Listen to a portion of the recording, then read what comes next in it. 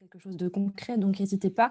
Je suis vraiment là pour répondre à vos questions. J'espère que je pourrai répondre à toutes. Mais en tout cas, voilà, si toutefois il y a des questions qui sont peut-être un peu plus précises sur des secteurs d'activité particuliers où il manque une ou deux infos, je pourrais tout à fait revenir vers vous après cette visio pour qu'on puisse ensemble réaborder les sujets et approfondir des questions précises. N'hésitez pas. Alors, je vais vous partager mon écran et puis je vais couper ma caméra. Alors, est-ce que tout va bien? C'est bon? Vous voyez mon écran? Parfait. Oui. Ok, parfait.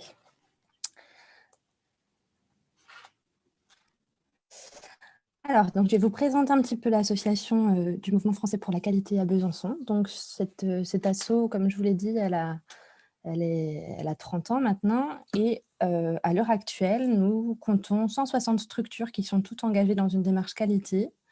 Alors, elles investissent ensemble l'intelligence collective au service de l'innovation. Je vais vous expliquer comment. Donc là, je vous ai noté un petit peu voilà, des repères pour aller prendre des infos sur les réseaux sociaux, notre site internet.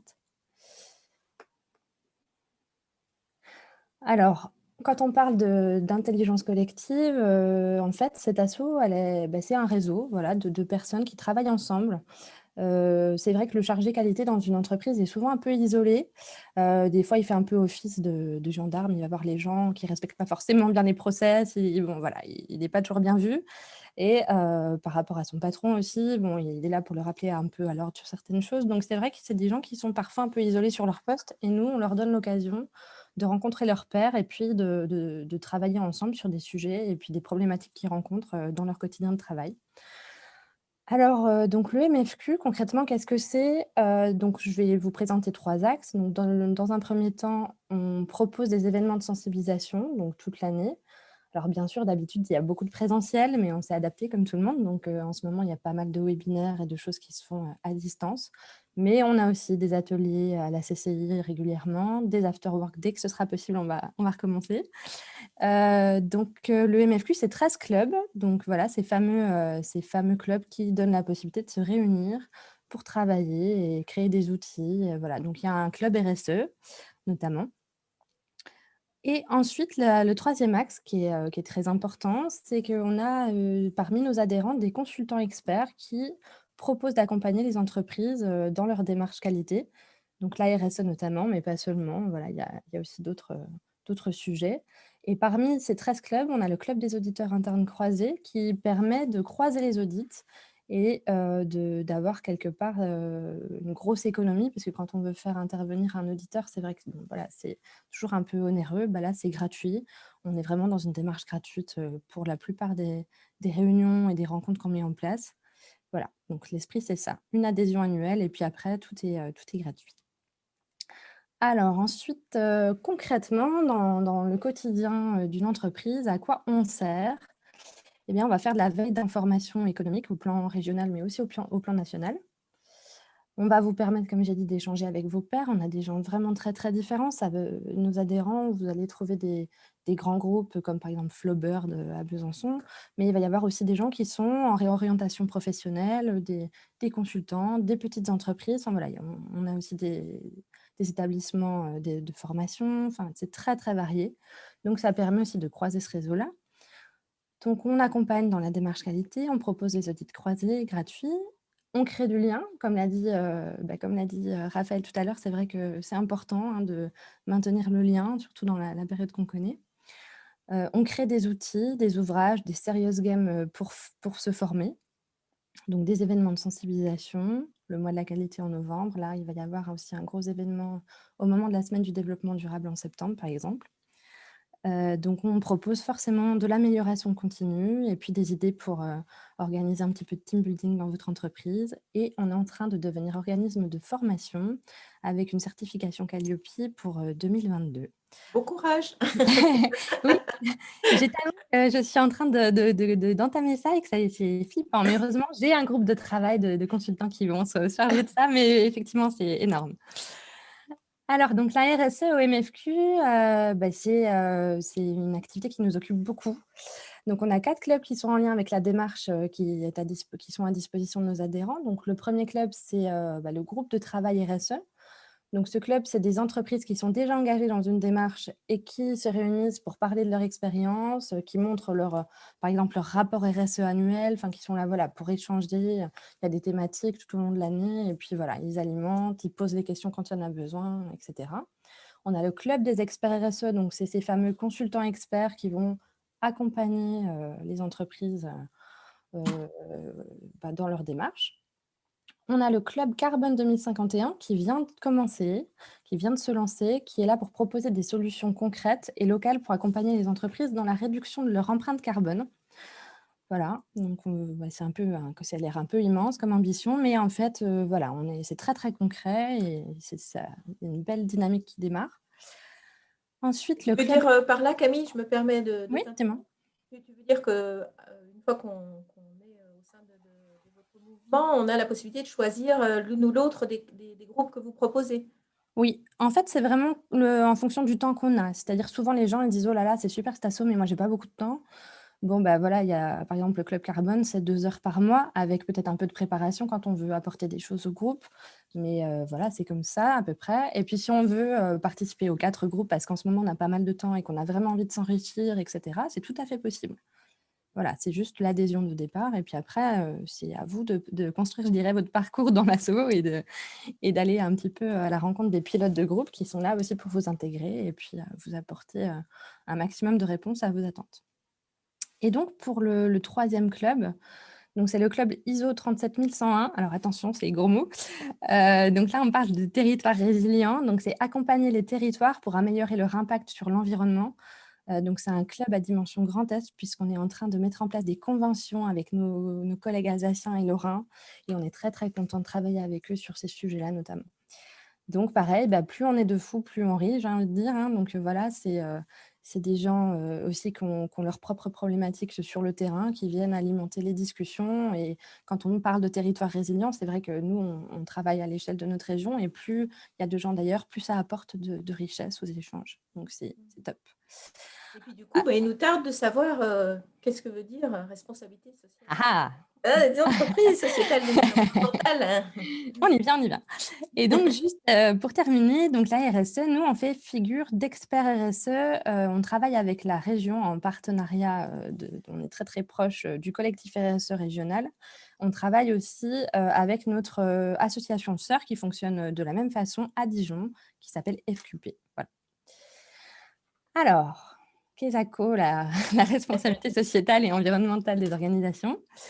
Alors, une démarche RSE se caractérise par l'aptitude à écouter les parties les plus influentes de votre activité et vos décisions afin de capter leurs besoins. Alors, bon, on va débriefer après.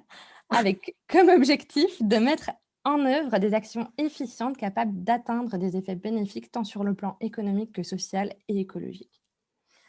Voilà, donc en gros, la démarche RSE, c'est, déjà être capable d'identifier, avec qui on travaille, d'une part, de manière proche, ou pas proche.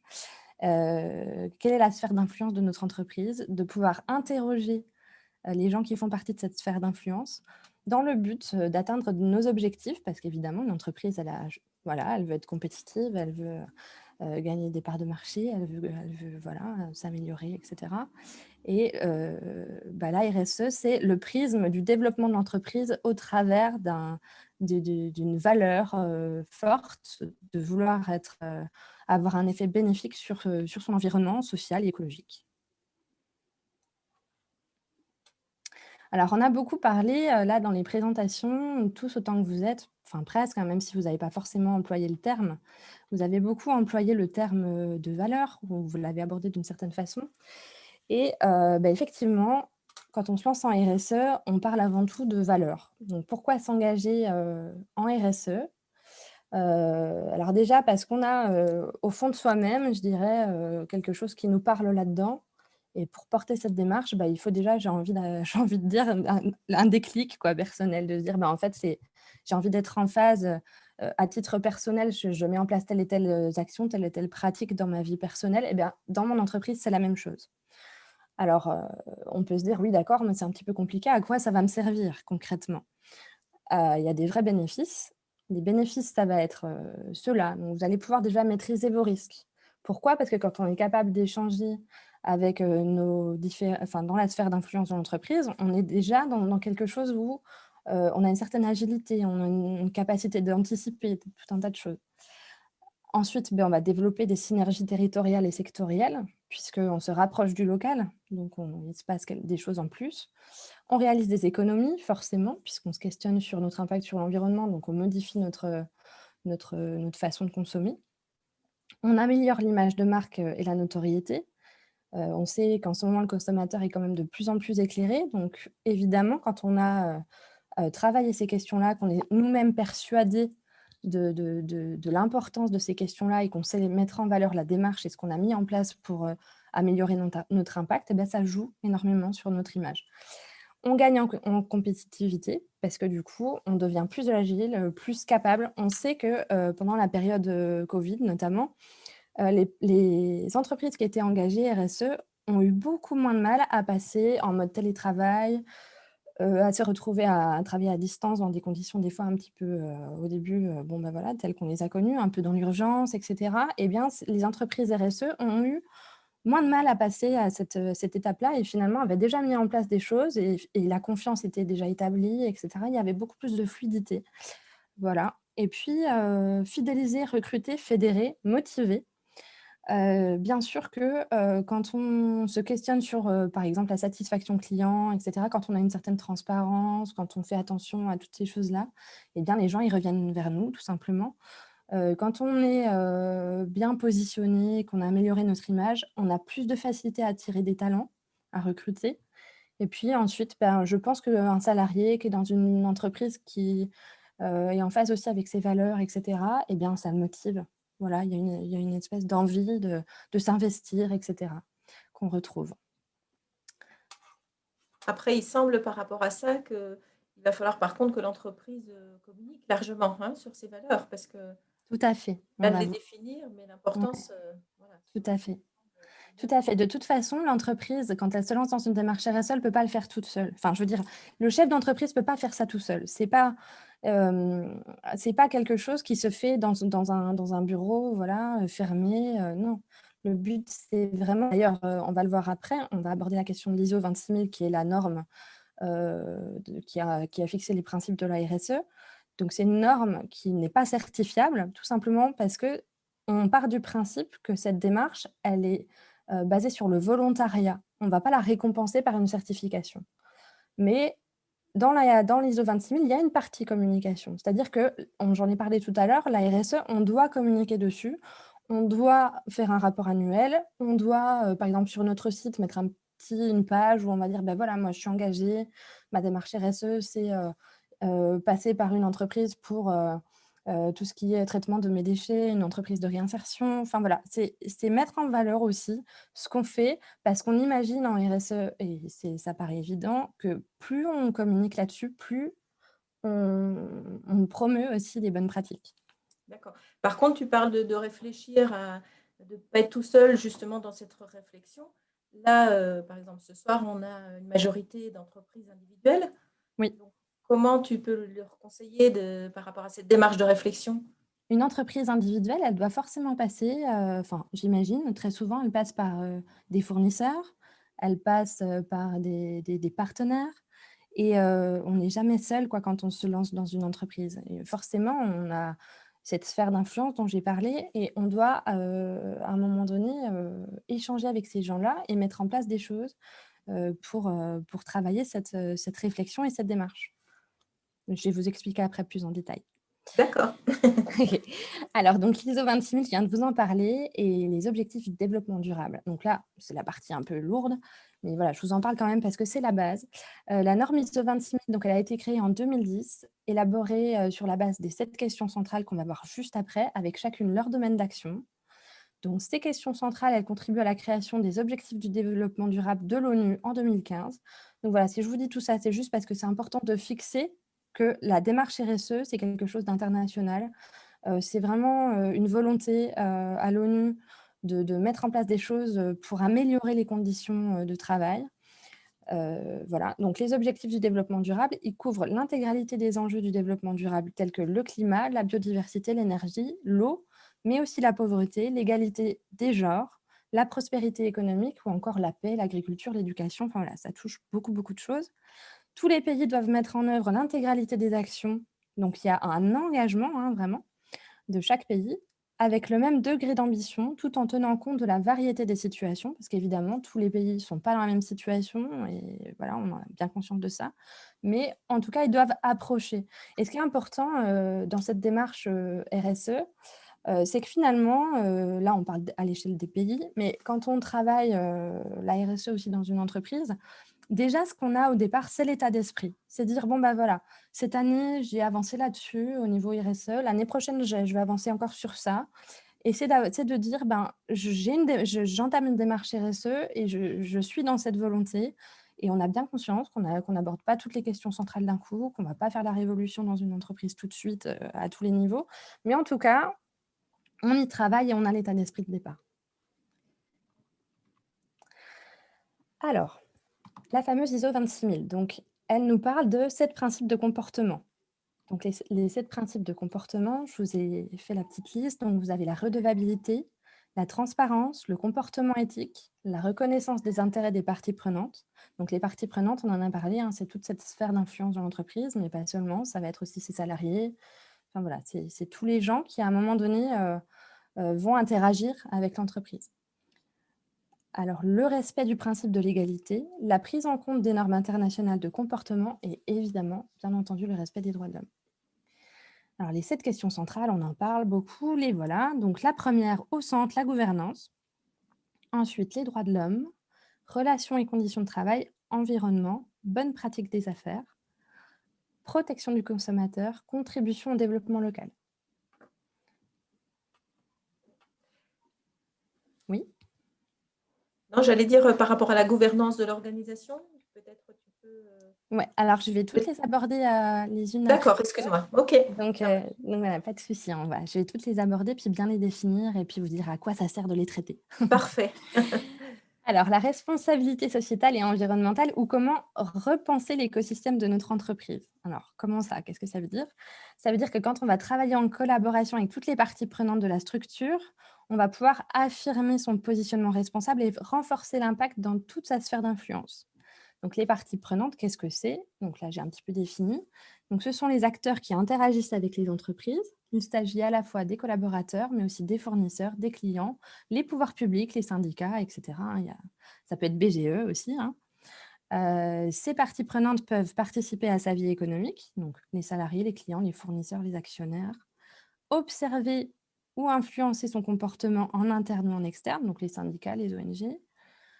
Être affecté directement ou indirectement par ces activités, donc les communautés locales, les collectivités locales, l'État, etc. Et de façon positive ou négative, hein, on n'exclut rien.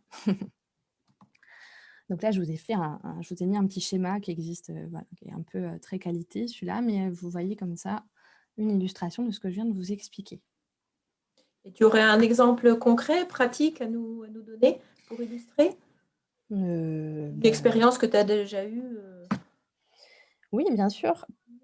Alors, par exemple, en ce moment, je suis en train d'accompagner une entreprise basée à Besançon que vous connaissez certainement, qui s'appelle Vitabri. Cette entreprise, eh bien, elle est en train d'interroger ses parties prenantes en réfléchissant, en abordant, la question des droits de l'homme. Et on traitait, tout ce qui se passait sur Besançon, sur le siège. Et puis à un moment donné, je lui ai dit: «Ben, oui, mais vous passez aussi par des usines, en Afrique du Nord, donc il faudrait aussi qu'on aille un petit peu observer comment ça se passe là-bas». Et voilà, c'est quelque chose, quand on entame une démarche RSE, bien sûr qu'on fait en fonction du pays et que des fois, les lois ne sont pas les mêmes et cetera, et que du coup, il y a des vraies problématiques qui viennent, un petit peu, s'imposer à nous. Sauf qu'en démarche RSE, on ne peut pas fermer les yeux sur une partie. On va voir nos parties prenantes et puis on les interroge. Tout simplement, des fois, en mettant en place un petit questionnaire pour leur dire: «Bah, voilà, comment vous faites comme» enfin, voilà, par exemple, sur les postes de travail, comment les couturières, sont assises, est-ce qu'elles ont des lampes? Enfin, voilà, des choses toutes simples. Mais il y a un vrai dialogue, il y a une connaissance, on ne ferme pas les yeux.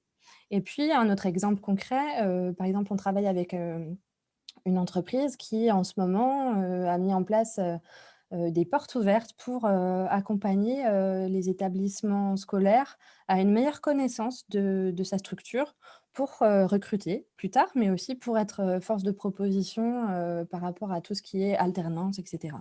Donc là, c'est des choses où au départ, on n'y pense pas forcément. Et puis, finalement, voilà, c'est une entreprise en plus de 3 personnes, mais ce sont des gens qui ont une vraie spécialité et ils avaient envie de montrer un petit peu ce qu'ils sont en train de faire. Ils sont très innovants et du coup, ils se rapprochent des établissements scolaires et là, il y a une vraie plus-value sur le territoire. Est-ce que jusque-là, vous avez certains d'entre vous auraient des questions à poser sur cette première partie de présentation? Voilà, comme l'indique la diapo, on va rentrer dans des cas, on va dire, plus pratiques d'illustration. On va approfondir, ouais. Voilà. Mais est-ce que jusqu'à présent, il y aurait des questions? Ouais, n'hésitez pas. Dites-moi si je suis pas claire, s'il y a des choses un petit peu complexes ou Non, c'est très clair pour l'instant. ah, Est-ce qu'il serait possible d'avoir toute la documentation que vous venez nous montrer à l'écran oui, oui, oui, avec plaisir. disponible? Oui, Oui, oui, bien entendu. d'accord. Très bien. Raphaël l'a et puis, et Vous je la pense qu'elle transférerez, voilà, à voilà, la fin, à oui, l'issue, bien D'accord, oui, évidemment. sans aucun problème. Ouais. très bien, super. Est-ce que je continue? C'est bon pour vous? Oui, Ouais. Alors donc je vous ai parlé des 7 questions centrales. On va les aborder, les unes après les autres dans un ordre, qui n'est pas qui est complètement, choisi. Donc on commence par la gouvernance. Donc là, en fait, les 7 questions centrales, je vais vous les définir et puis je vais à chaque fois vous citer quels sont les bénéfices de traiter cette question avec sous le prisme RSE. Donc voilà, c'est un peu comme ça que j'ai construit cette présentation. Et si vous avez des questions là, vraiment, allez-y, je répondrai. J'ai essayé de rendre les choses très pratiques, très concrètes, mais si ça ne l'est pas suffisamment, n'hésitez pas. Donc la gouvernance, donc j'ai défini, la gouvernance en disant que c'est le système par lequel une organisation prend et applique des décisions dans le but d'atteindre ses objectifs. Elle amène la structure à confronter sa stratégie aux 7 principes précités. Donc les 7 principes, c'est ce que je vous ai cité avec l'ISO 26000, donc la redevabilité, et cetera. L'état d'esprit finalement. La volonté de transparence, voilà. Donc, les bénéfices à travailler sa gouvernance sous ce prisme RSE, c'est que ça va affiner votre stratégie globale. Dire que dès le départ, vous avez bien conscience de tout et que du coup, votre stratégie, elle est complète. Voilà. Vous avez une proactivité de vos parties prenantes, puisque vous êtes dans l'échange, donc bien sûr, il y a une vraie dynamique. Une maîtrise des risques, parce que du coup, vous êtes en place, agile, et que quand il arrive quelque chose, eh ben, finalement, vous mettez moins de temps à vous adapter, etc. Amélioration de l'image et de la marque employeur. Amélioration de l'agilité de la structure. Donc ça, c'est lié à la maîtrise des risques. Voilà pour la gouvernance. Alors, les droits humains. Alors, bon, je les ai définis, même si on a tous une petite idée. Donc, les droits inaliénables auxquels peut prétendre tout être humain, divisés en 2 catégories, donc les droits civils et les droits politiques. Et la deuxième catégorie, les droits économiques, sociaux et culturels.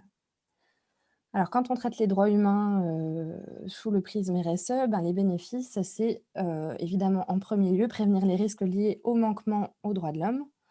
Voilà, tout simplement. Donc, ça évite aussi des scandales et autres qui pourraient nuire à la réputation de notre entreprise.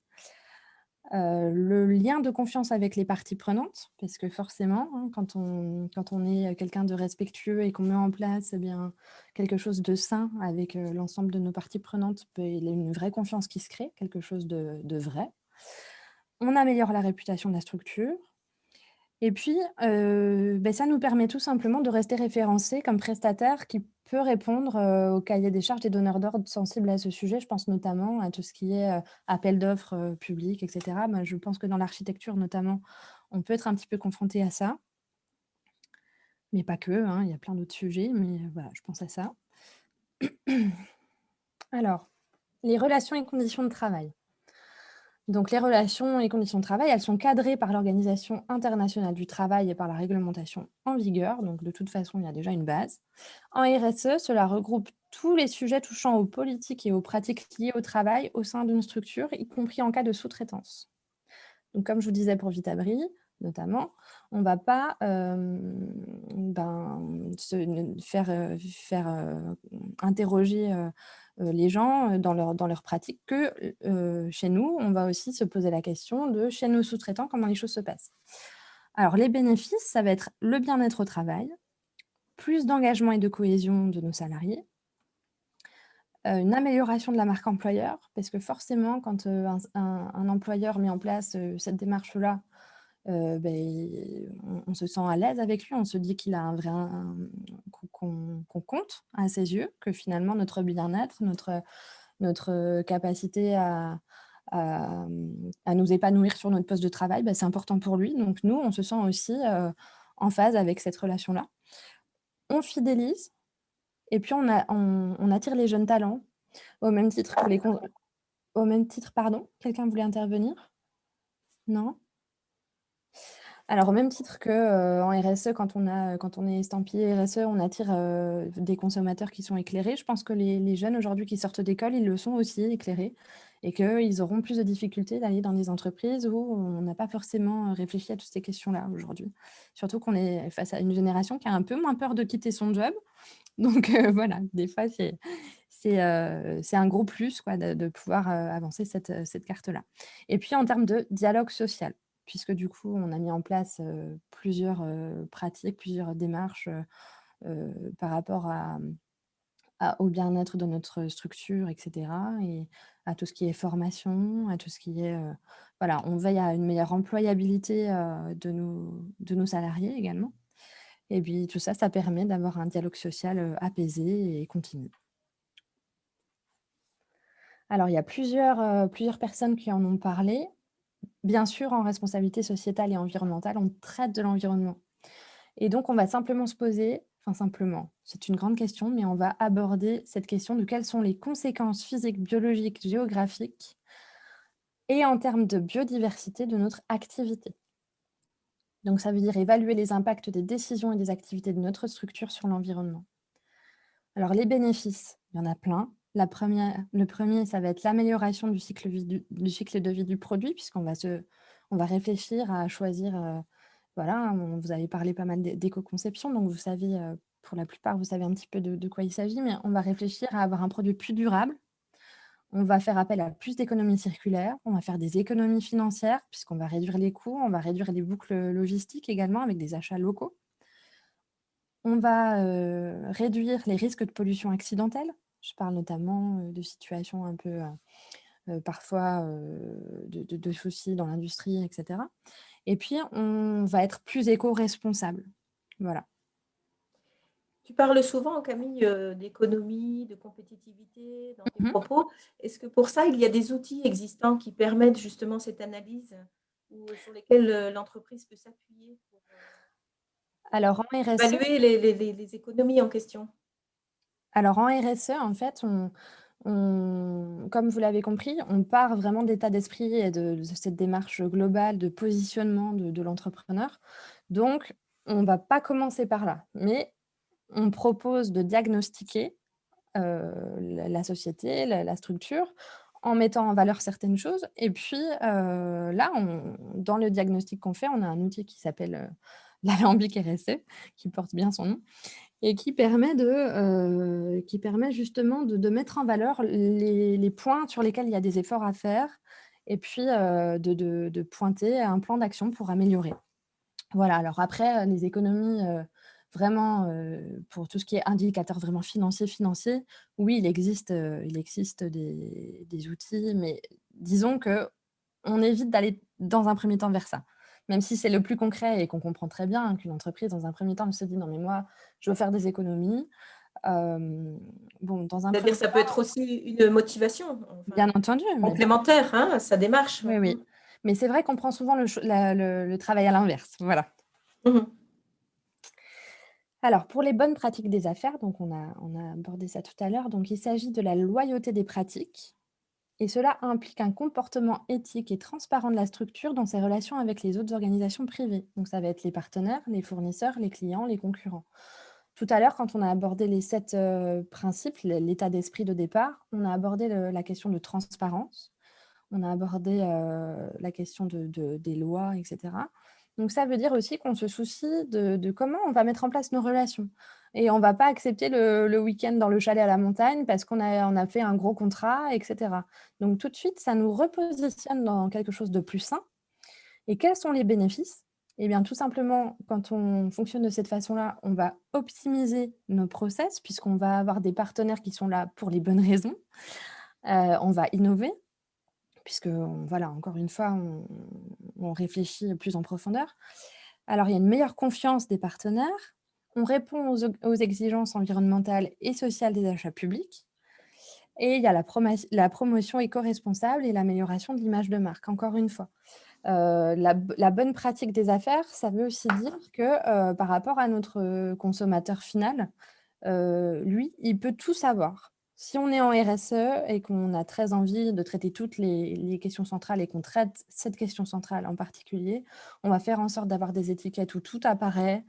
On va avoir un service après-vente, vraiment, très présent, ou en tout cas la possibilité, pour l'acheteur ou le consommateur de rentrer en contact avec nous et de nous poser les questions qu'il a besoin de poser et cetera.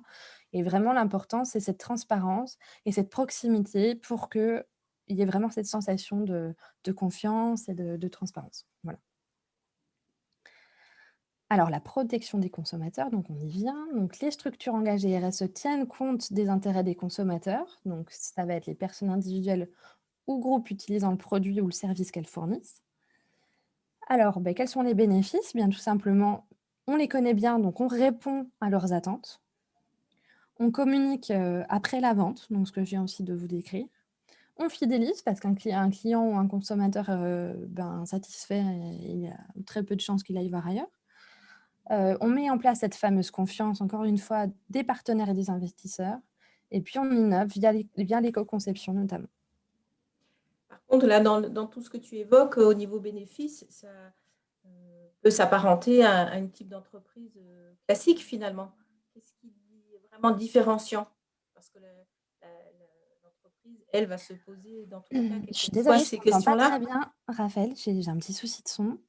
Je préfère t'interrompre pour pas rater ce que Oui. tu dis. Oui, je te posais la question, là, dans tout ce que les bénéfices que tu définis, Ouais. heu, par rapport à une entreprise, classique qui ne serait pas dans cette démarche RSE, heu, finalement, là, je lis tous les bénéfices, chaque entreprise cherche à répondre aux attentes des consommateurs, communiquer Mmh. après-vente, Bien bon. sûr, c'est du bon sens.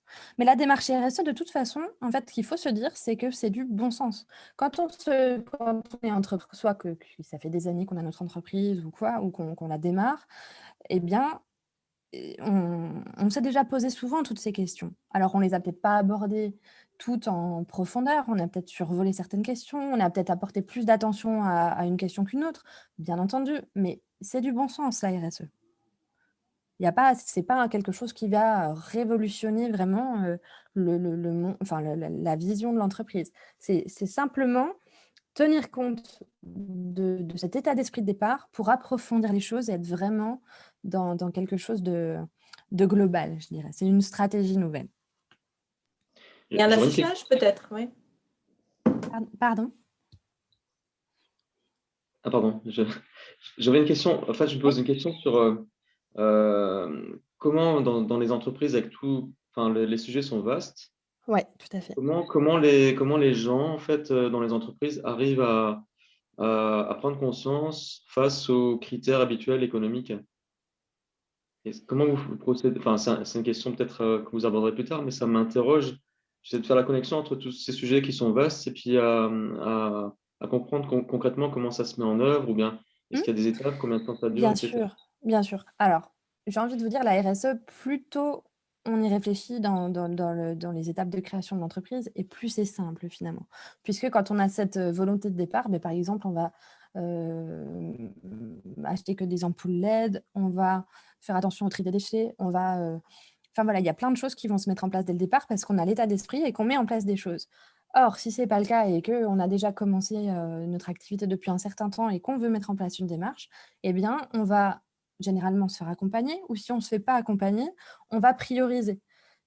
C'est très rare, même des grands groupes, qu'on parte un peu bille en tête et qu'on aille traiter tout de suite les 7 questions centrales. Non, on va déjà identifier quelles sont les questions centrales qui vont nous apporter le plus de bénéfices rapidement en fonction de là où on en est. Parce qu'on ne va pas trop s'en rajouter, c'est-à-dire qu'on part déjà de ce qui est en place en disant, bon, bah, vous avez déjà une sensibilité à ça, vous avez déjà voilà, mis en place certaines choses sur ces sujets-là, donc on va partir de là. On va approfondir ce que vous avez déjà entamé et ensuite on va vous montrer que, puisque vous avez déjà entamé là, vous pouvez aussi aller là, que c'est en lien, et cetera. Et progressivement, ça peut se faire en très peu de temps, comme ça peut se faire en 1 an, 2 ans, progressivement, on va enfin, je sais pas, je vais faire le lien, par exemple, dans la vie perso. Je ne sais pas si c'est, votre cas à tous, mais moi, dans mon cas, par exemple, j'ai essayé de modifier, certaines pratiques dans mon quotidien, mais j'ai pas tout fait en même temps parce que, passer à des cotons lavables, parce que, faire ma lessive moi-même, parce que faire du compost en plein centre-ville, parce qu'à un moment donné, j'avais ça en tête. J'avais cette idée de départ, mais j'ai fait les choses progressivement parce que changer des habitudes, c'est pas forcément facile. C'est même ce que il me semble que c'est ce qu'il y a de plus difficile pour le cerveau humain. Donc on doit mettre en place des choses progressivement en fonction de où on en est et vraiment pour une structure, c'est pareil. C'est-à-dire on part de là où elle en est, de qu'est-ce qui est le plus intéressant pour elle dans un premier temps en termes de bénéfices. Donc ça va être en premier lieu souvent, les économies d'énergie, ça va être, le tri des déchets et puis ensuite on va réfléchir à la satisfaction de son consommateur final, et cetera. Et puis, on met en place, voilà. Mais en tout cas, quand on entame une démarche RSE, la première des choses, c'est déjà, on réfléchit à sa gouvernance, puisque c'est elle qui va porter la démarche. Alors, des fois, c'est une, c'est 2 personnes, mais c'est pas grave. Et ensuite, on travaille cette sphère d'influence et ses parties prenantes. Et une fois qu'on a fait ça, on déploie. Voilà. Et ça se fait pas, enfin, c'est pas une chape de plomb, quoi. Le but, c'est pas du tout ça. Et Merci. si je peux me permettre, Merci. du coup, d'ajouter, enfin voilà, on est vraiment dans une démarche. Et puis nous, ce qu'on explique bien aussi à nos futurs entrepreneurs, c'est que vous êtes dans une démarche volontaire. On n'est pas enfin voilà, à part les très grosses entreprises qui ont des obligations au niveau de la RSE, pour nos TPE, on est vraiment dans une démarche volontaire. Donc, ça se travaille, ça se planifie effectivement dans dans le temps et on ne peut pas tout faire en même temps, effectivement. Voilà, tout à fait. Et l'ISO 26000 n'est pas certifiable, encore une fois. C'est pas comme les autres ISO où, la plupart du temps, on va aller chercher une certification. Là, ce n'est pas le cas. Donc c'est vraiment au bon vouloir, de la personne et ça vient faire appel à ses valeurs, en fait, tout simplement. Est-ce Merci que pour votre réponse. Je fais un parallèle avec, finalement, avec le coaching, puisqu'on retrouve un peu ces ingrédients, c'est Mmh, que les personnes soient volontaires tout à fait. et authentiques, etc. Donc, c'est une espèce de coaching appliqué sur les organisations, quoi. Oui, Avec, tout mais si 2 personnes, par exemple, gouvernent, enfin, lancent ça, je me posais aussi la question de comment ils vont faire matcher les valeurs, enfin, changer l'état d'esprit dans tout doucement distiller quelque chose de nouveau dans l'entreprise, quoi. eh bien, en fait, sur la RSE, en ce moment, on voit de moins en moins de réticence au changement. Je Mhm. pense que pour plein de raisons, les gens aujourd'hui, ils sont quand même, ils ont été touchés personnellement par, tout un tas de sujets et ils prennent conscience et ça devient vraiment plus simple qu'il y a 5 ans, 10 ans en arrière. Donc ça, c'est une bonne nouvelle. Maintenant, il n'empêche qu'il y a quand même de la résistance au changement, ça existe, voilà, c'est clair. Pour autant, quand on met en place une démarche RSE dans une entreprise et quand on accompagne une entreprise dans tout ça, on accompagne aussi les équipes et à dérouler le plan d'action. Et comment on le fait? On met tout le monde autour de la table, on essaie de concerner tout le monde, le plus possible en tout cas.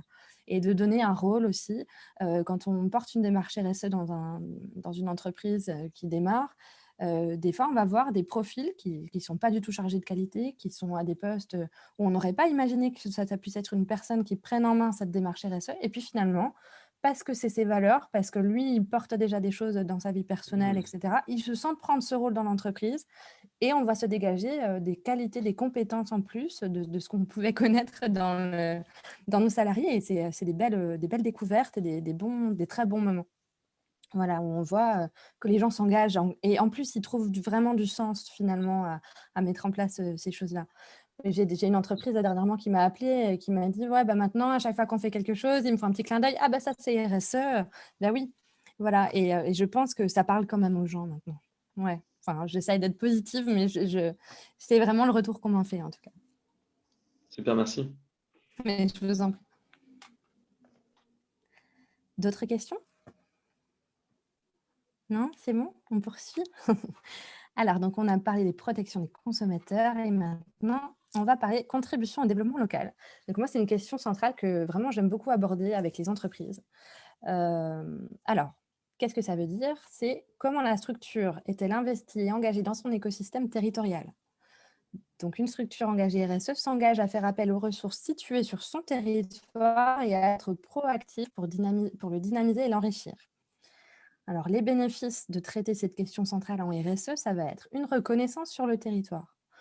On n'a pas forcément, c'est pas parce qu'on est une petite entreprise qu'on ne peut pas avoir un vrai impact et un vrai lien avec les gens autour de nous. Enfin, ça ne c'est pas du tout en lien, en fait, finalement.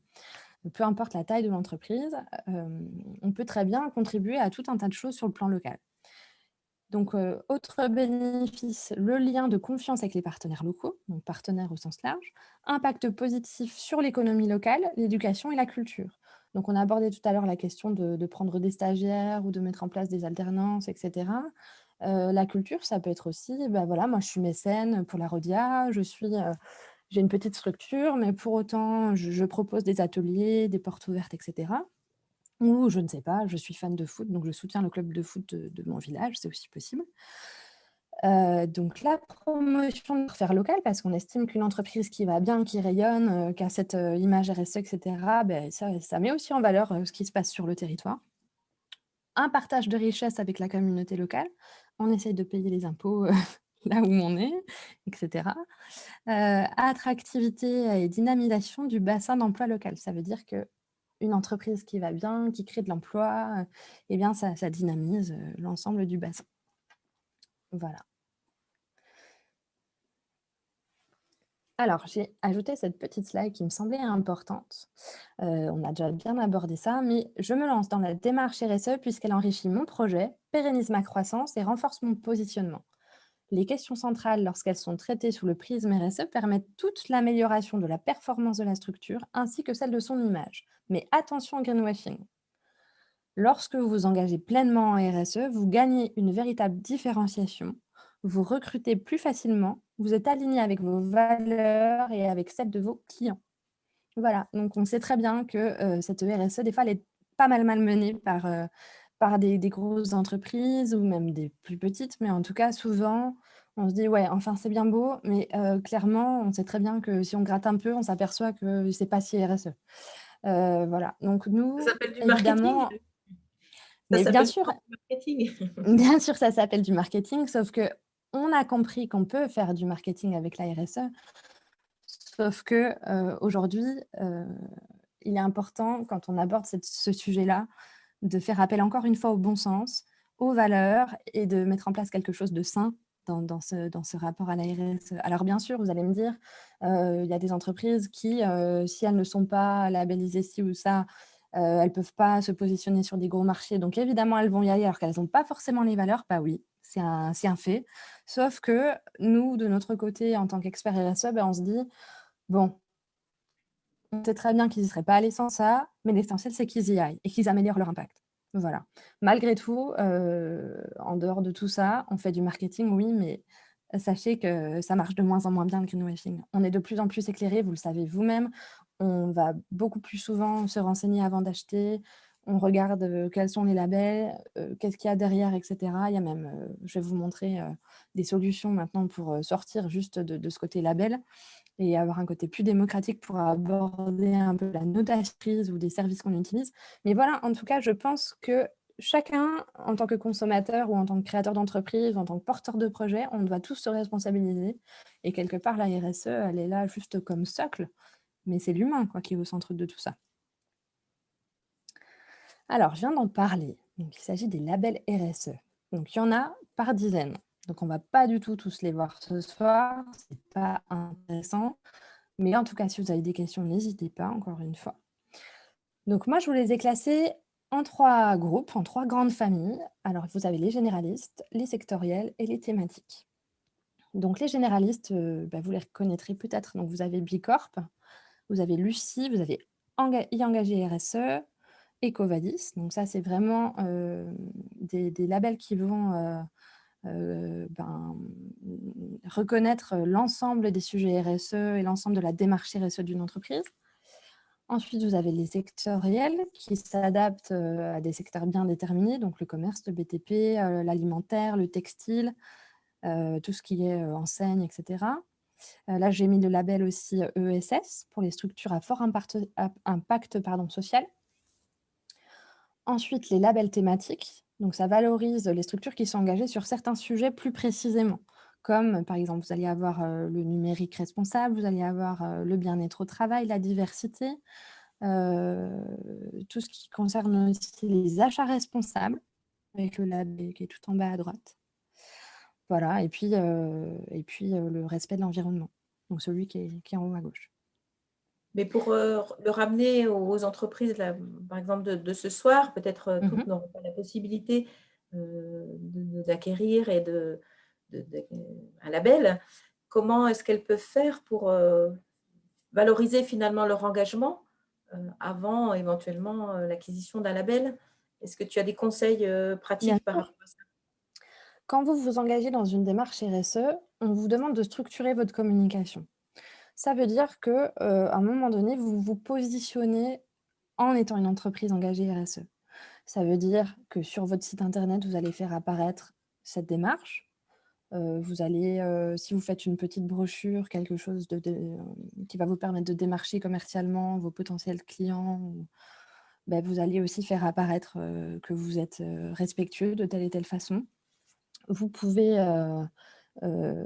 sur vos réseaux sociaux, mettre en place aussi des sujets thématiques où vous abordez ces questions-là, de manière à ce qu'on comprenne bien quel est votre état d'esprit, comment vous vous positionnez. C'est vrai que quand on a des réseaux sociaux professionnels, on a tendance à parler un petit peu que de soi, souvent. Sauf que si on a envie de mettre en place, de mettre en valeur un état d'esprit avant tout, eh bien, on peut aussi diffuser ce qui est en phase avec nos valeurs. Donc, aller chercher, j'ai vu telle belle initiative RSE. Voilà.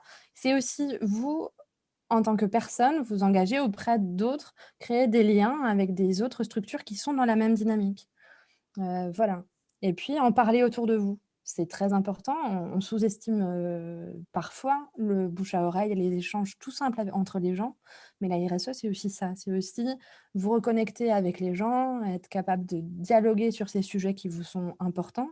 Et finalement, parfois, simplement en parlant, on crée aussi des synergies et on impacte directement sur le bassin qui nous entoure. Voilà. Alors, très question Oui. possible? Donc, Oui, bien sûr. concernant précisément, je ne sais pas, un label Great Place to Work ou ce genre de choses, ça veut dire quoi concrètement? Ça veut dire que la société qui voudrait obtenir ce label va faire appel à une société qui va l'auditer et va suivant des critères, après lui Apprécié. fournir ce label? C'est Tout comme à ça que ça fait. fonctionne? Oui, alors souvent les labels se déplacent eux-mêmes, à part, là ça ne fonctionne pas comme une certification AFNOR où vous avez l'auditeur AFNOR qui vient, etc. À part pour y engager RSE qui est vraiment AFNOR. Il me semble que pour le label diversité, il y a aussi un petit peu cette démarche-là, mais chaque label a des questionnaires précis qu'il va falloir remplir, donc il va falloir prouver des choses, il va falloir montrer, valoriser nos pratiques, notre démarche, notre engagement et répondre aux attentes de ces labels-là. Souvent, ce sont des labels qui sont payants. Ça coûte une certaine somme d'aller chercher des labels. Et c'est aussi souvent à cause de ça qu'on les remet en question. hein, parce qu'on a ce côté, ouais, enfin, bon, bien sûr, tu as payé 3 500 €, tu as ton label, quoi. Bon, c'est une somme que je donne un petit peu au hasard, hein. En termes de label, vous avez un peu de tout en termes de Oui. prix. Mais c'est vrai qu'on est en droit de se poser cette question-là. Bon, très bien. Euh, bon, à part les 4 du début qui sont vraiment généralistes et qui sont assez solides, mais il y en a certains sur lesquels on est en droit de se poser quelques questions. Tiens, bon, là, il y a eu peut-être un label. On le sait, hein, par rapport à l'alimentaire notamment, il y en a énormément des labels. Je ne vous ai Oui. pas du tout tous mis, hein, mais il y en a énormément. Et des fois, on est un peu perdu. On se dit, mais alors attends, qu'est-ce qu'il y a derrière ce label? Qu'est-ce que l'entreprise, qu'est-ce que la structure, qu'est-ce que l'agriculteur ou quoi a dû vraiment faire, a dû prouver pour l'obtenir? Est-ce que c'est pas simplement un échange commercial finalement? Il y a un aspect commercial dans la labellisation, voilà. Bon, pas qu'en RSE, hein, mais quand même pas Et mal puisque ce sont des arguments de vente. Donc voilà, on sait qu'on est capable de mettre un petit peu d'argent là-dessus. Et ce qui peut Oui, potentiellement écorner l'image de justement ces volontés RSE qui sont tout à fait. phagocytées par Mm, c'est un petit peu le greenwashing dont vous parliez tout à l'heure. exactement. Mm, Et voilà. OK. mm. Merci pour Mais je vous en prie. la par clarification. contre, Camille, l'entreprise, on va dire, peut facilement s'engager dans cette démarche sans pour autant devoir acquérir un label. Mais Hein. bien entendu. Encore Voilà. une fois, cette démarche. Alors Aussi bon, pour je vais. s'adresser à nos entreprises, voilà, hein, plutôt type TPE, voilà, qui pour Ouais. l'instant n'ont pas forcément les moyens ou la capacité de le faire. Bien sûr. Bien sûr. Non, alors encore une fois, c'est bon, alors je vais juste un peu nuancer mon propos parce qu'il y a quand même des labels, hein, qui sont solides et il y en a qui font un vrai travail terrain, donc je ne veux pas non plus les dévaloriser. Mais encore une fois, la démarche RSE, c'est une démarche volontaire faisant appel au bon sens et à l'engagement, aux valeurs. Et si vous savez la communiquer, si vous avez de bonnes bases en communication, vous n'avez pas besoin de label, en vrai. Tout dépend évidemment de la taille de l'entreprise, tout dépend de ce que vous visez aussi comme objectif. Mais au départ, vous n'êtes pas forcé de passer par des labels pour valoriser votre. Enfin, moi, je ne sais pas si c'est votre cas, mais dans mon entourage, il y a notamment des gens qui ont des entreprises et qui ne sont pas allés chercher des labels qu'ils auraient pu obtenir parce qu'ils savent très bien que leurs valeurs sont très transparentes et que du coup, c'est très visible pour le consommateur. Voilà, c'est un choix, notamment dans le bio. Je pense notamment à des viticulteurs qui sont en bio. Aujourd'hui, tous ceux qui font de la biodynamie, ils n'ont pas forcément l'étiquette AB. Ils ne sont pas allés la chercher parce que ça coûte très cher et ils s'en sont passés. Et l'histoire a prouvé que finalement, ils s'en sont très bien sortis sans avoir ce label-là et en valorisant leurs valeurs et tout le savoir-faire qu'il y a derrière la biodynamie, etc. Donc ça, c'est un exemple qui peut rassurer. Alors, donc très concrètement, je voulais vous montrer une petite vidéo. Donc, il faut que je te parte l'écran pour en partager un autre. Est-ce que vous entendez bien? Alors, je ne suis pas sûre. Est-ce que vous entendez? Oui, très bien. Moi. Trois piliers sur lesquels une entreprise peut s'appuyer, l'écologie, le social et l'économie responsable. La RSE représente aussi des valeurs fortes comme la bonne gouvernance, les relations et les conditions de travail, les bonnes pratiques des affaires, le soutien aux communautés locales, etc. Les TPE, PME, PMI ou même les ETI pensent souvent à tort qu'elles ne peuvent rien faire dans ce domaine. Les TPE et PME françaises représentent 99% des entreprises enregistrées et créent un tiers de la richesse dans l'Hexagone. Plus important encore, ces entreprises, avec les ETI, représentent 72% des emplois français. Alors imaginons ce qu'une approche plus éthique des entreprises représenterait sur notre façon de vivre. Avec la loi Pacte 2019, toutes les entreprises doivent désormais prendre en considération les enjeux environnementaux et sociaux dans leurs activités. En marge de la réglementation, les nouveaux consommateurs poussent déjà les dirigeants à adopter cette approche. La bonne nouvelle, c'est qu'on vous donne des pistes pour commencer à opérer des changements dès aujourd'hui. Alors regardez la vidéo jusqu'au bout pour savoir comment tirer avantage de ces efforts en termes d'impact. Dans cette première vidéo, nous mettons en évidence les solutions faciles à mettre en place par n'importe quel type d'entreprise. La première chose à savoir pour un patron qui souhaite être plus engagé, c'est que l'humain est le principal facteur de pollution. Or, selon le baromètre RSE EcoDev sur tous les secteurs d'activité, seuls 15% des gens sont impliqués dans la stratégie RSE de leur boîte, alors qu'ils sont 70% à vouloir l'être davantage. 33% déclarent qu'ils voudraient recevoir une formation à ce sujet. Alors n'hésitez pas à former le personnel au bon réflexe. Puisque le sujet est dans tous les médias, nous commencerons donc par quelques astuces pour limiter son impact environnemental. Devenir moins énergivore. Si ce n'est déjà fait, vous pouvez opter pour des ampoules LED. Optez pour des couleurs claires sur les murs pour réfléchir la lumière naturelle plus longtemps. Enlevez le maximum de consommables à usage unique. Fini les gobelets jetables, les bouteilles en plastique et les capsules de café. La mode est à la tasse réutilisable, logotée, à la fontaine à eau gazeuse ou aux plates design, aux cafetières à percolateur ou à grains, aux boules à thé et à l'épicerie en vrac, bref, à l'authentique. Votre image et la planète vous diront merci. Si ce n'est pas déjà fait, mettez en place des poubelles à tri et des partenariats pour le ramassage et le traitement de tous les déchets, y compris les piles, les ampoules, les bouchons en plastique, les mégots de cigarettes. De jeunes entreprises arrivent à transformer ces mégots en mobilier. À l'extérieur, favorisez les sols poreux pour absorber la chaleur et récupérer l'eau de pluie pour l'arrosage et le nettoyage. L'eau peut être économisée en mettant en place un lave-vaisselle pour les salariés et il en existe de toutes les tailles. Optez pour une communication et un marketing plus durables. Cela demande d'être plus intelligent et créatif, mais si les restaurants ont réussi à mettre des QR codes sur leur menu en début de Covid, vous trouverez des solutions. Alors du cadeau corporate recyclé ou sourcé auprès d'un artisan, à la PLV en bois ou en matériaux recyclés, renseignez-vous. Pour le mobilier et le matériel, n'oubliez pas de jeter d'abord un œil aux solutions de récupération, comme le mobilier upcyclé ou le reconditionné. Faire venir un professionnel de l'upcycling pour une journée peut être une alternative au team building et avoir des bureaux 100% personnalisés dans lesquels les salariés se sentent investis. Des solutions humaines. Dans cette quête pour une société plus éthique, ne passons pas à côté de notre bien-être. 82% des salariés estiment que leur entreprise est responsable de leur bonheur, selon le sondage IFOP pour le média en ligne Philonomist. En dehors du cadre légal, les attentes en matière sociale dépendent de l'activité et de la culture au sein de l'établissement. Avant de prendre des initiatives drastiques, il est important de consulter ces parties prenantes, dont font partie les salariés, et d'apporter des solutions réalistes et attendues, et non pas de partir tête baissée dans une solution que vous, cadre ou dirigeant, trouvez sympathique. Les salariés ne sont pas les seuls à prendre en considération pour une approche RSE.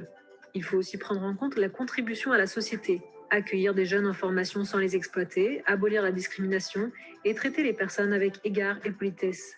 Par exemple, 9 candidats sur 10 disent ne pas recevoir de réponse suite à une annonce pour un poste. Quelle image garderont-ils de votre entreprise une fois sur le marché du travail si vous ne répondez pas ? Par ailleurs, les commerciaux sont nombreux en ligne à se plaindre de l'absence de réponse suite à leur devis ou propositions.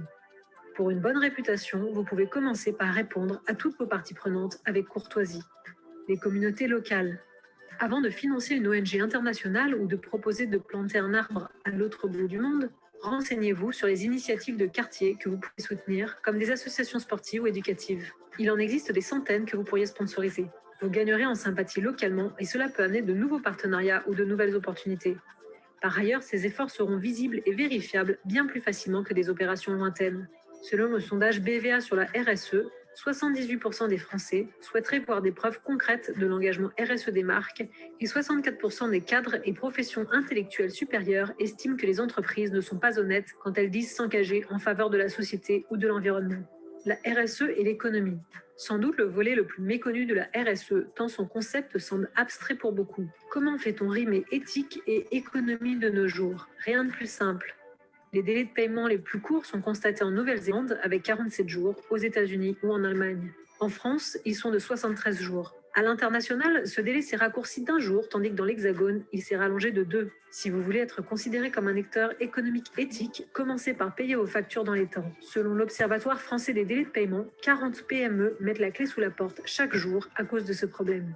Ensuite, pour être un bon acteur économique, il faut traiter chaque personne avec qui vous feriez des affaires comme s'il s'agissait d'un ami. Il faut être transparent dans sa communication, dans ses devis, dans son fonctionnement. Même si vous voulez signer des contrats, il faut être clair avec ses éventuelles faiblesses et ne pas user de publicité ou de messages trompeurs. Par ailleurs, ce n'est pas parce que votre entreprise est plus grosse qu'il faut traiter les autres acteurs économiques avec condescendance ou mépris. Enfin, dernier principe pour faire de vous une entreprise éthique, faites appel à de petites entreprises pour innover. Les cadres font souvent appel à de grands groupes pour le prestige du nom, par manque de recherche ou par peur de ne pas voir leurs demandes honorées. Avec le contexte économique, de nombreuses TPE et PME comme la vôtre proposent des solutions innovantes, ingénieuses et inédites. Ces entreprises proposent très souvent des tarifs plus compétitifs, des conditions plus flexibles et un service plus soigné. Alors pourquoi ne pas franchir le pas ?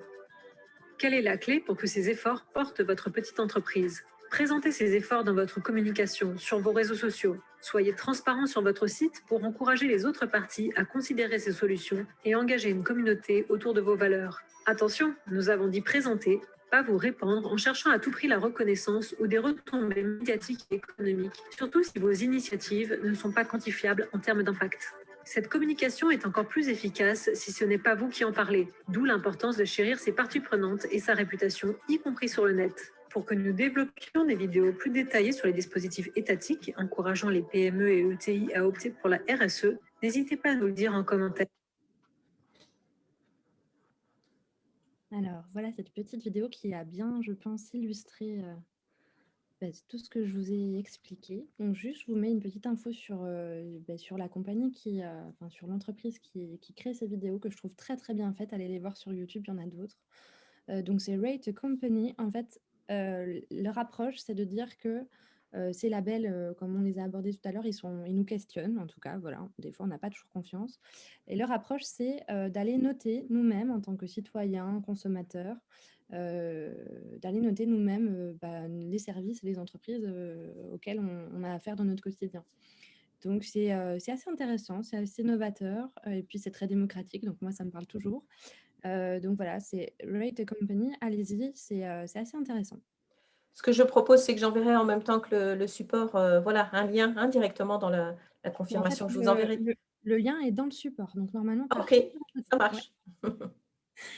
Alors, je vous montre un dernier concept qui, moi, me parle énormément. Donc, il s'agit du concept de la perma-entreprise. Donc, qu'est-ce que c'est? Donc, c'est une vidéo qui est très courte, beaucoup plus courte que celle-ci, et qui aborde ce concept. Donc, c'est un livre qui vient de paraître. Donc, pareil, Connaissez-vous la permaculture? peut-être prendre un tout petit peu de temps, le temps de partager mon écran. C'est parti. Ce modèle, né pour l'agriculture dans les années 70, est un ensemble de méthodes qui permet de cultiver et de produire tout en préservant et en régénérant les ressources utilisées. Eh oui, en fait, c'est une philosophie de vie. Le modèle économique tel qu'il est aujourd'hui accroît les inégalités, fragilise les démocraties, accélère la biodégénérescence de la planète et le réchauffement climatique. Franchement, ça fait pas rêver. Il est donc temps, en 2021, d'ouvrir une nouvelle décennie. Et pour répondre à ces problématiques économiques, sociales, environnementales, la permaculture est une vraie source d'inspiration pour l'entreprise. C'est ce qu'on appelle la perma-entreprise. Et là, vous me direz, mais c'est quoi la perma-entreprise? Si je vous dis production efficace, utile aux êtres humains, qui ne nuit pas à la planète et qui régénère les ressources utilisées et partage équitablement les richesses créées. Voilà les entreprises qui ont de l'avenir. Et pour elles, tous les voyants sont au vert, comme on dit en écologie. Premièrement, elles attireront plus de talents. Et oui, les jeunes expriment de plus en plus fortement leur besoin d'un autre monde. Dans une perma-entreprise, on s'en soucie réellement. Et ça, pour les salariés, ça donne envie. Ensuite, toujours plus de clients. Les consommateurs rejettent de plus en plus tout ce qui est jugé néfaste pour la planète. Même les appels d'offres comportent de plus en plus de critères de développement durable. Soyez prêts. Enfin, plus d'anticipation des normes et des lois, et plus d'innovation, et donc plus de performance. Prenez un temps d'avance. Je vois que vous êtes impatient. Et là, vous me dites, concrètement, on fait comment? Oui, c'est normal. Alors, je vous préviens, ce n'est pas du greenwashing. C'est un vrai changement de modèle. Tout d'abord, il faut définir la raison d'être et les enjeux de l'entreprise sur la base de 3 principes éthiques indissociables. Prendre soin des êtres humains, préserver la planète et se fixer des limites et partager les surplus. Ensuite, il faut définir les projets et actions qui devront être menés avec une forte préoccupation d'usage sobre, mesuré, voire régénératif des ressources, qu'elles soient naturelles ou humaines. Il faut aussi se fixer des objectifs d'impact exigeants pour avoir un véritable impact. Enfin, il faut agencer ses parties prenantes par projet pour créer de meilleures synergies, être plus efficace tout simplement. Il ne reste plus ensuite qu'à mettre en mouvement la perma-entreprise avec un outil de pilotage basé sur un référentiel d'indicateurs propre à chaque entreprise.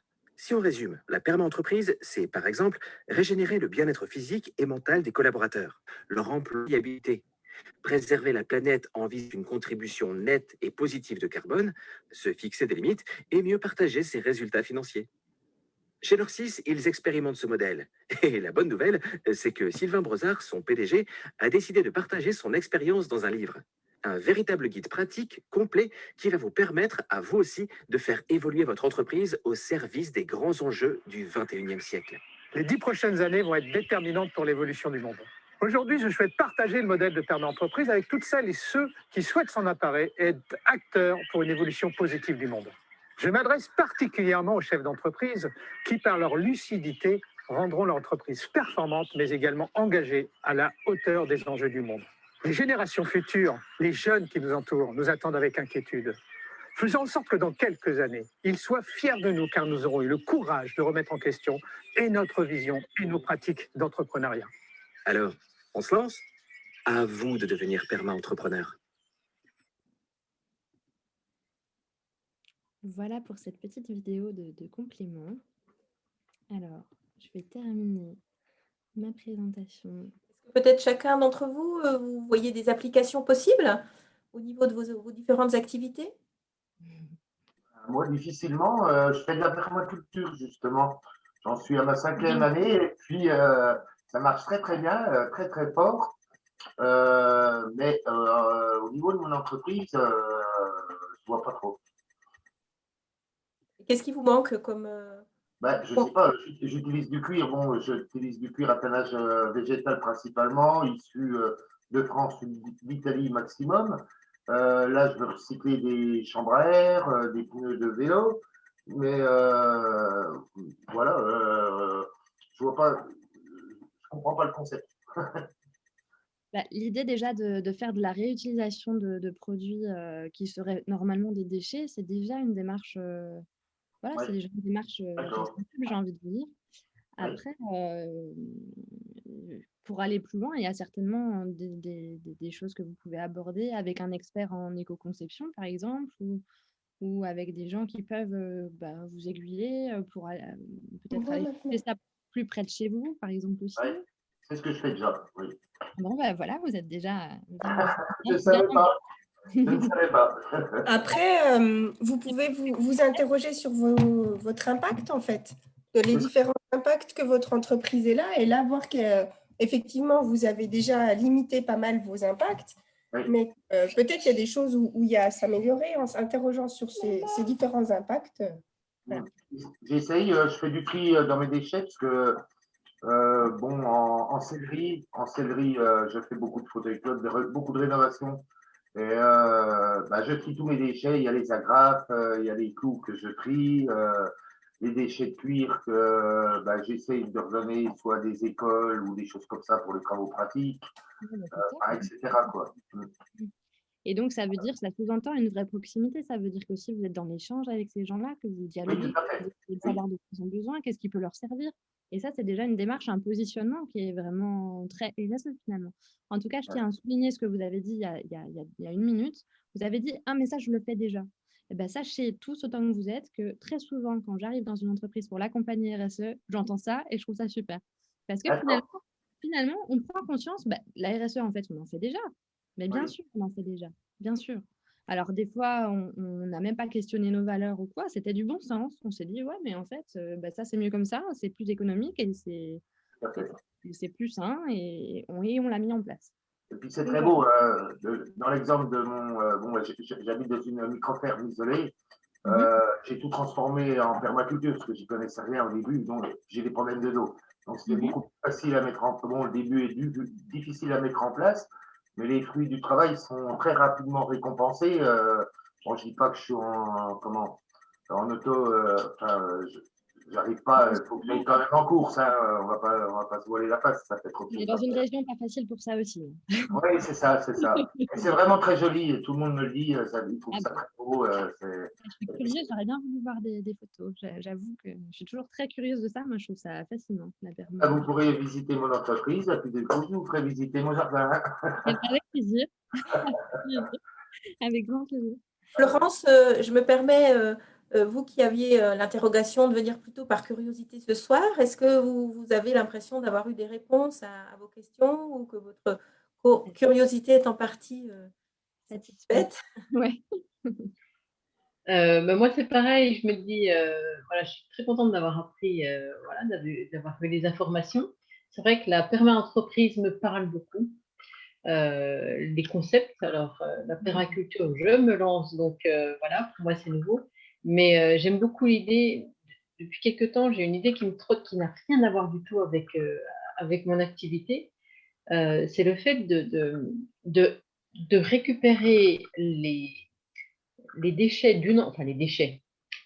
Par exemple, une entreprise qui va faire du découpage, elle va découper ses pièces, mais il y aura du déchet, et de récupérer les déchets d'une entreprise pour les donner à une autre qui en aurait besoin. Ou par exemple, je sais pas, je me souviens qu'un jour, on m'avait donné des morceaux de tissu parce que c'était les bouts de rouleau dont on ne se servait pas, sauf que quelqu'un qui travaille, qui fait de la couture, pourra À s'en la main, servir. Donc bien sûr. voilà, j'ai cette idée qui revient sans arrêt. Alors, rien à voir avec avec mon activité, mais je pense que vraiment, là, il y a quelque chose à faire, Je suis tout à à fait mettre en d'accord. lien voilà, les entreprises les unes avec les autres, Oui, parce qu'il y a, voilà, pour moi, il y a des choses qui sont gâchées, oui. gaspillées, Donc, alors que oui, ça c'est le gaspillage. pourrait, et à moindre coût, du coup, ça fait de la matière première à une autre entreprise, voilà, avec des frais. Mais bon, pour mon activité, je vous avoue que Ça n'a pas beaucoup de liens. Mais pas pour le coup, trop, ce qui est sauf super que intéressant dans ce que vous dites, c'est qu'on pourrait très bien imaginer une plateforme où chacun viendrait dire ben moi je vais avoir des chutes pour tel produit, ben moi j'aurais besoin de ça, et une plateforme finalement de renseignements Elle existe. techniques. Elle ça existe? Ah existe. oui? Elle existe, ouais. Au plan national ou au plan régional? Je crois que c'est au plan national, je ne veux pas dire de bêtises. Je crois que c'est au plan national. Et justement, en fait, on regroupe par région, on recherche par région, justement, où c'est des entrepreneurs qui proposent des déchets ou c'est des personnes qui sont en demande de déchets. Alors, j'ai plus la référence, mais j'ai plus la référence. Ça serait Ça intéressant. se trouve assez Ouais, c'est facilement. intéressant. Ouais, parce que si vous faites de l'upcycling, vous passez souvent par cette plateforme-là? J'ai déjà récupéré des palettes par cette plateforme-là, ouais.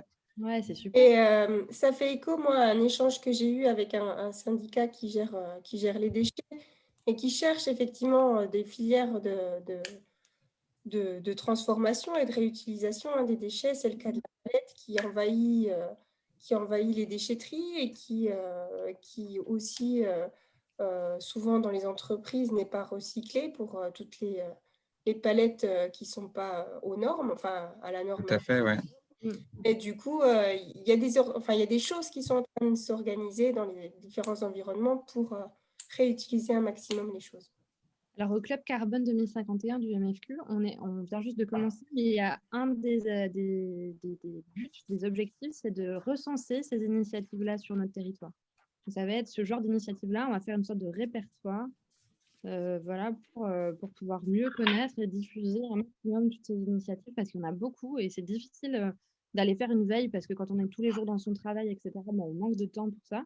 Et nous, on va vraiment essayer de produire un répertoire de ces bonnes pratiques, de ces initiatives qui permettent, nous, après, sur le terrain, de gagner du temps et puis d'avoir comme on le dit dans la vidéo, des fois, on passe par des grands noms nationaux, etc., parce qu'on n'a pas le temps, on ne prend pas le temps d'aller de se renseigner sur ce qui se passe autour de nous. Or, il y a beaucoup d'initiatives et à Besançon, il y en a vraiment pas mal.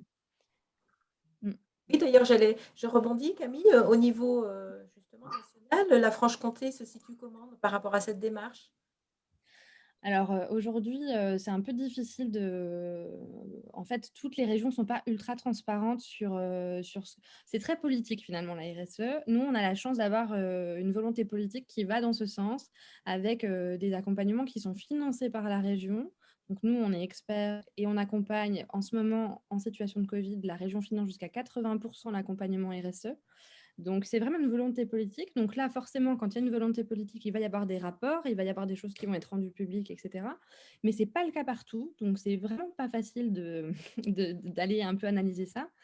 En tout cas, on est dans une région où les gens ont du caractère. Et je ne sais pas si vous avez cette notion-là, si on l'a souvent dit quand on parle de votre région, mais moi, j'entends souvent ça. Oh, ben, ils sont un peu ardus, les Francs-Comtois, les Bourguignons. Et je trouve que souvent, on a des chefs d'entreprise qui ont vraiment cette force-là, qui ont envie voilà, de porter, qui ont un peu une grande bouche et qui portent des valeurs assez hautes. Et on en voit beaucoup en Franche-Comté, peut-être plus qu'ailleurs. En tout cas, c'est l'un des échanges qu'on a eu dernièrement lorsqu'on est en train de monter, comme je vous disais tout à l'heure, un consortium avec pas mal d'assos comme la nôtre sur l'Est. Et en ce moment, on va travailler entre Lille et Nice, donc il y a vraiment du monde. Et on nous renvoie cette image-là et voilà, donc c'est agréable. Et pour vous, je pense à Thomas ou Rémi, est-ce que vous voyez des applications possibles par rapport à votre entreprise? C'est tout ce qu'on vient de voir ce soir. Je n'ai pas entendu la fin de ta question, Raphaël. Je vous posais la question par rapport à vos activités, si vous voyez un lien par rapport à ce qui a été présenté ce soir ou une réflexion pour vous qui est déjà engagée ou un éclairage finalement particulier que vous a apporté cette présentation. Alors, l'application directe. Moi déjà, merci Camille pour cette présentation.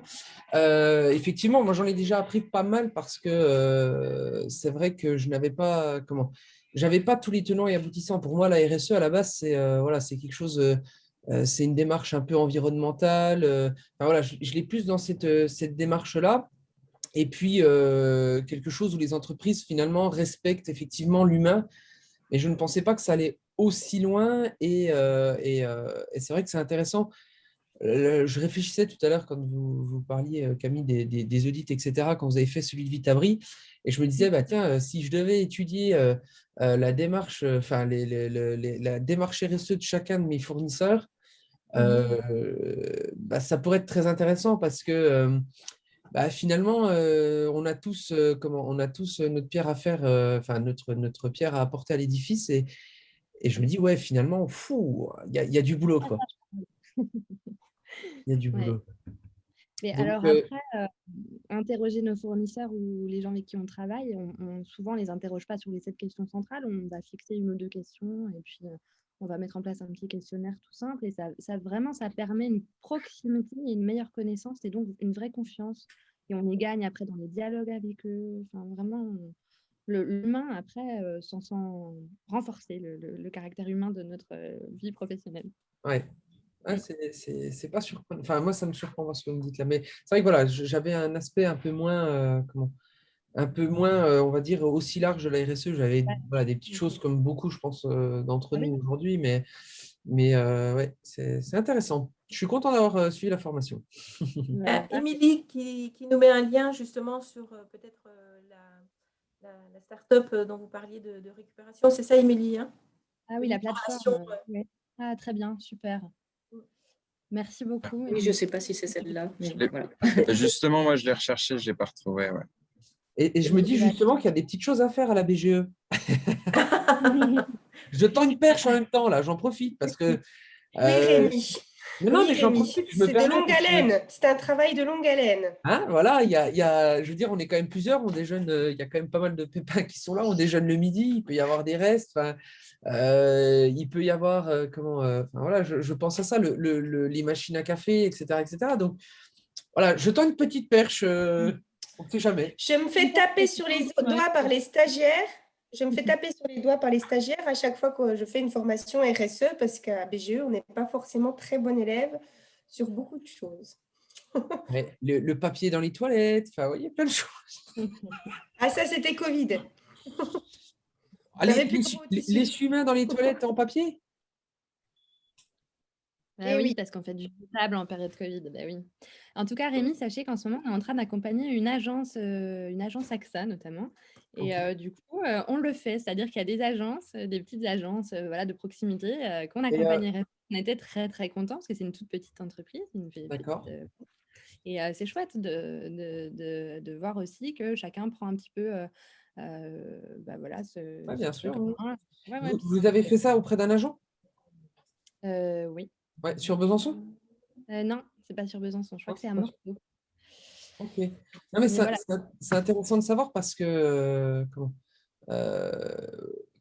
moi, quand je fais de la formation justement hors contexte placement, parce que nous on parle beaucoup de ça dans les placements aujourd'hui au sein des compagnies d'assurance, et je me dis que ça peut être aussi une valeur ajoutée pour les agents derrière quand ils vont en rendez-vous, etc. Donc effectivement, ça peut être sur une démarche globale des compagnies aussi derrière d'assurance, quoi. Encore une fois, on aborde vraiment la stratégie globale. Oui, évidemment. Et voilà, c'est bien sûr. Bien sûr. Est-ce que d'autres personnes souhaiteraient intervenir pour partager leur expérience, faire un retour voilà, de cette présentation par rapport à une application directe, concrète pour leur entreprise? Moi, c'est vrai que j'applique déjà pas mal de points, mais c'est un peu comme Rémi, je pensais pas que c'était si large. Moi, les histoires d'ampoules LED, je fais, les consommables à usage unique, je les ai supprimés depuis longtemps. Je trie les déchets, enfin, c'est on va dire des gestes qui sont devenus un peu classiques. Mais bon, il y a d'autres points comme solliciter les petites structures, j'ai commencé à le faire au niveau de mes flyers. C'est des petites choses que je mets en place en fait petit à petit, mais je pensais pas que ça faisait partie du RSE. Bah, c'est bien maintenant que vous puissiez vraiment identifier en fait que telle ou telle pratique, ça rentre dans cette catégorie de démarche, quoi. Et encore une fois, comme on l'a dit, c'est vraiment une question de bon sens. Enfin, voilà, vous voyez bien que ce n'est pas si compliqué ni alambiqué, c'est vraiment des choses qui découlent voilà, de réflexions assez simples. Et puis, ça ne demande pas forcément de tout révolutionner, quoi. C'est des petites choses. Voilà, mettre en place. Exactement. C'est bien de voir que déjà la plupart des gens ont déjà réfléchi et se sentent déjà concernés. D'autres personnes qui aient envie un peu d'apporter leur avis, de poser des questions? Ou de donner des exemples aussi de leur pratique, hein. C'est toujours très intéressant pour moi aussi de découvrir des choses sur le terrain. Bon, là, je vous propose, Camille, qu'on conclue. Ouais, je vais finaliser cette petite présentation du coup par... alors, je vais repartager mon écran. Je vais simplement vous montrer comment ça se passe chez nous, l'accompagnement RSE, pour que vous puissiez écouter cette rencontre en ayant quand même cette information qui me semble importante. Donc, comme je vous ai dit, l'accompagnement RSE du MFQ, en ce moment, il est financé à hauteur de 80%. Donc, c'est un accompagnement qui est mis en place sur toute la région. Donc, ça se passe avec un pool de consultants experts. Je vous en ai parlé au tout début de l'échange. Donc, ces experts RSE, ils accompagnent surtout toute la région des entreprises dans leur démarche RSE. On choisit le consultant en fonction forcément de ses compétences, mais également de sa proximité, dans le but de réduire l'impact carbone des activités de l'asso et de facturer le moins possible de frais annexes aussi à la structure qu'on accompagne. Alors, je vous explique rapidement comment ça se passe l'accompagnement RSE. Alors, en fait, il est à la carte, cet accompagnement, puisque toutes les structures sont différentes. On essaie vraiment d'adapter absolument à la structure. Donc, on part souvent d'un projet RSE qui n'est pas forcément bien défini, d'actions un peu disparates et d'une volonté de développer une image et une culture RSE. Et notre but, c'est d'aller vers une culture RSE qui est partagée dans l'entreprise et dans la sphère d'influence, l'amélioration de l'image de marque et un argument et un vecteur commercial. Voilà. Donc, nous, on va vous accompagner là-dedans. Donc, en vous proposant d'entamer par une découverte de la RSE, un diagnostic, comme j'en ai parlé tout à l'heure. On va dérouler ensuite un plan d'action. On va vous proposer des ateliers. Alors, des fois, ce sera collectif. Comme ça vous permet aussi de voir comment les autres entreprises travaillent certains sujets. Il y en a un notamment sur comment communiquer sa démarche RSE. Donc ça, vraiment, ça questionne beaucoup tout le monde. Donc, on essaie de trouver des manières d'y répondre, à l'interne comme à l'externe. Et voilà, de valoriser. Justement, on aborde la communication. Et comme comme on l'a abordé tout à l'heure, c'est un accompagnement régional et financé. Donc, on a aussi un petit compte-rendu à faire avec une journée très sympa où on valorise les démarches de chacun. Et puis, la région peut participe et du coup, s'enquiert aussi de comment les choses sont vécues sur le terrain. Voilà. Écoutez, je vous remercie beaucoup de votre attention, de cet échange qui était très intéressant. J'espère que j'ai pu répondre à vos questions et vous apporter quelques clés pour mieux comprendre la RSE. Et n'hésitez pas à prendre contact avec moi, avec Raphaël, si vous avez besoin d'approfondir certaines questions ou d'être accompagné. Ce sera avec plaisir que je répondrai à vos demandes. Voilà. Merci beaucoup. Merci Camille, super présentation. Merci beaucoup. Merci pour la présentation. Merci en tout cas à tous de votre participation. Donc, comme on l'a dit, je vous enverrai le support, quelques liens utiles. Et puis, j'espère qu'on aura plaisir à vous retrouver le 17 juin en présentiel, en physique, pour une visite d'entreprise et un échange dans la convivialité. Merci Et encore, bonne soirée à tous. Merci. Bonne soirée, au revoir. Bonne soirée. Bonne soirée. Merci.